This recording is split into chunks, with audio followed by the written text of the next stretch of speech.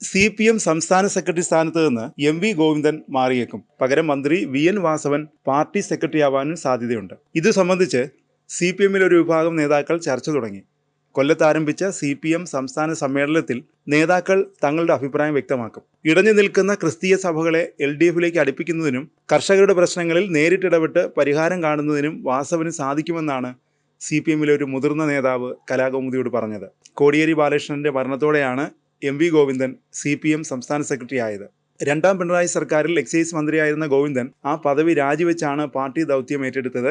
Party secretary എന്ന നിലയിൽ ഗോവിന്ദൻ നല്ല രീതിയിലുള്ള പ്രവർത്തനമാണ് കാഴ്ചവെച്ചിട്ടുള്ളത്. എന്നാൽ ജില്ലാ സമ്മേളനങ്ങളിൽ CPMലെ കണ്ണൂർ ആധിപത്യം സംബന്ധിച്ച് ചില ആരോപണങ്ങൾ ഉയർന്നിരുന്നു. പാർട്ടിയുടെ പ്രബല സ്ഥാനങ്ങളിൽ എത്തുന്നത് കണ്ണൂരിൽ നിന്നുള്ളവരാണെന്നായിരുന്നു പ്രധാന ആരോപണം. ഇതുകൂടി പരിഗണിച്ചാണ് ഒരു വിഭാഗം നേതാക്കൾ VN വാസവനെ പാർട്ടി സെക്രട്ടറി ആക്കണമെന്ന നിർദ്ദേശം മുന്നോട്ട് വെച്ചത്. നിലവിൽ പോളിറ്റ് ബ്യൂറോ അംഗം കൂടിയാണ് MV ഗോവിന്ദൻ. തെക്കൻ ജില്ലകളിൽ പാർട്ടിയുടെ പ്രവർത്തനം കൂടുതൽ ശക്തമാക്കുക എന്നതാകും വാസവനിൽ നിക്ഷിപ്തമാകുന്ന മറ്റൊരു കടമ. കോട്ടയം ജില്ലാ സെക്രട്ടറി ആയിരുന്നപ്പോൾ മുതൽ കർഷകരുടെ പ്രശ്നങ്ങളിൽ ഇടപെട്ട് പരിഹാരം കാണുന്നതിൽ VN വാസവൻ വിജയിച്ചിരുന്നു. മാത്രമല്ല ക്രിസ്തീയ സഭകൾക്ക് ഏറെ അഭിമതനാണ് അദ്ദേഹം.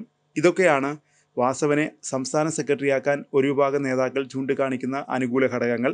അതേസമയം പാർട്ടിയിൽ യുവാക്കൾക്ക് കൂടുതൽ പ്രാതിനിധ്യം നൽകാൻ ആലോചനയുണ്ട്. അങ്ങനെയാണെങ്കിൽ SFI, DYFI നേതാക്കളിൽ ചിലരെ പാർട്ടി സംസ്ഥാന കമ്മിറ്റിയിലേക്ക് എടുത്തേക്കും. വിജിൻ, അനുശ്രീ, ആർഷോ, സനോഷ്, വസീഫ് തുടങ്ങിയവരുടെ പേരുകളാണ് സംസ്ഥാന കമ്മിറ്റിയിലേക്ക് പരിഗണിക്കുന്നത്. അതേസമയം കടകംപള്ളി സുരേന്ദ്രൻ, M വിജയകുമാർ, ആനാവൂർ നാഗപ്പൻ തുടങ്ങിയവരെ സംസ്ഥാന കമ്മിറ്റിയിൽ നിന്ന് ഒഴിവാക്കിയേക്കും. പ്രായപരിധി പരിഗണിച്ചാണ് ഇവരുടെ സ്ഥാനചലനം. അതേസമയം CPM സംസ്ഥാന സമ്മേളനത്തിന്റെ രണ്ടാം ദിനവും ചൂടേറിയ ചർച്ച തുടർഭരണവും പിണറായി വിജയനുമാണ്. മൂന്നാം ഭരണം ഉറപ്പെന്ന് പറഞ്ഞ MV ഗോവിന്ദൻ പിണറായി വിജയൻ നയിക്കുമോ എന്നത് ഇപ്പോൾ തീരുമാനിച്ചിട്ടില്ലെന്ന് പറഞ്ഞു. പ്രായപരിധി മാനദണ്ഡത്തിൽ PK ശ്രീമതിയെയും AK ബാലനെയും ഒഴിവാക്കാൻ നേതൃത്വം തീരുമാനിച്ചു. മുൻ മന്ത്രി doctor TM Thomas Isaac Pinarayi സർക്കാർ തന്നെ അധികാരത്തിലെത്തുമെന്ന് വ്യക്തമാക്കി. PK ശ്രീമതിയും മന്ത്രി മുഹമ്മദ് റിയാസും മൂന്നാം തവണയും LDF തന്നെ അധികാരത്തിലെത്തുമെന്ന് പ്രതികരിച്ചു.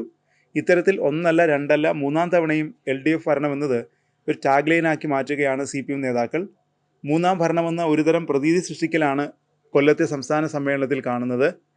ഒരു നേതാവിലേക്ക് ചുരുങ്ങുന്ന പാർട്ടിയും ഒരു നേതാവിലേക്ക് കേന്ദ്രീകരിക്കുന്ന ചർച്ചകളുമാണ് നടക്കുന്നത്. സംഘടനയെ ഇഴകീറി പരിശോധിക്കേണ്ട സംസ്ഥാന വേദിയിൽ പോലും അധികാര തുടർച്ചയ്ക്കാണ് പ്രാധാന്യം. കൊല്ലം സമ്മേളനത്തിൽ ഒരു അലിഖിത അജണ്ട തന്നെയാണ് പിണറായി വിജയൻ. ഹാട്രിക് ഭരണം സ്വപ്നം കണ്ടും അത് പറഞ്ഞും പാർട്ടിയുടെ നടപ്പ് രീതികൾ തന്നെ മറന്നു തുടങ്ങി. 4 ദിവസത്തെ സമ്മേളനത്തിൽ 2 ദിവസത്തെ നടപടികളും മുഖ്യമന്ത്രിയിൽ കേന്ദ്രീകരിച്ച് തന്നെയാണ്. നയരേഖ തന്നെയാണ് താരം. അവതരണത്തിലും മറുപടിയിലും സെൻട്രൽ പോയിന്റ് പിണറായി വിജയനാണ്. AK ബാലനും PK ശ്രീമതിക്കും പോലും ഇളവില്ലെന്ന് MV ഗോവിന്ദൻ കർശനമായി പറഞ്ഞു. അപ്പോഴും റിട്ടയർമെന്റ് പോലും ബാധകമല്ലാത്തതും പിണറായി വിജയൻ എന്ന നേതാവിന് മാത്രമാണ്.